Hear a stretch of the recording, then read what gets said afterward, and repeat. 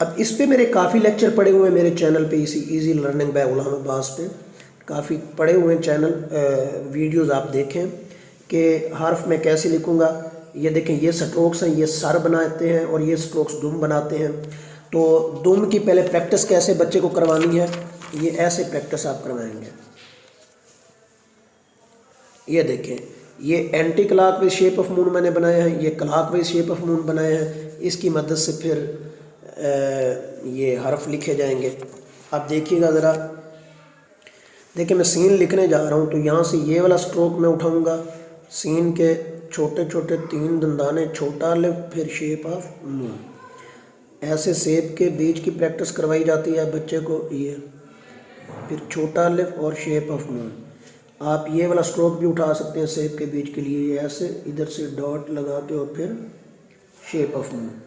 तो जो तरीका आपको पसंद है, एन अगर लिखना है तो ये ऐसे और इसके साथ शेप ऑफ मून, ये हमजे वाला स्ट्रोक और इसके साथ शेप ऑफ मून। अब देखिए इसके 2 पार्ट्स हैं, नून के छोटा अलिफ और शेप ऑफ मून, लाम के बड़ा अलिफ और शेप ऑफ मून। ये छोटी ये मैं लिख रहा हूँ तिरछा C plus shape of moon. अब बच्चा आपको बोल के बताएगा।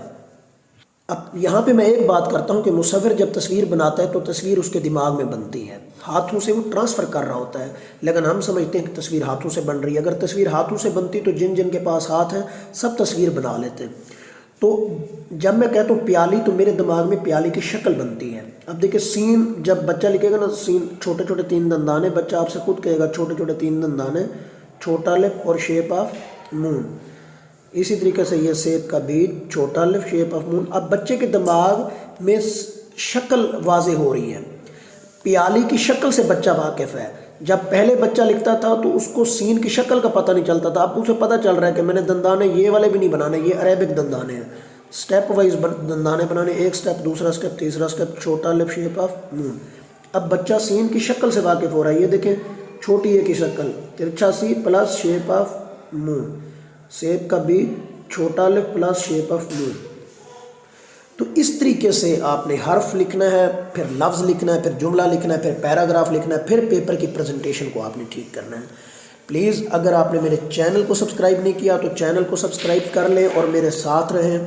मुझे कमेंट में बताते रहें कि कौन सी चीज़ें आपको मज़ीद मैं बताऊं। तो इंशाअल्लाह नेक्स्ट वीडियो में मिलते हैं। थैंक यू, अल्लाह हाफ़िज़।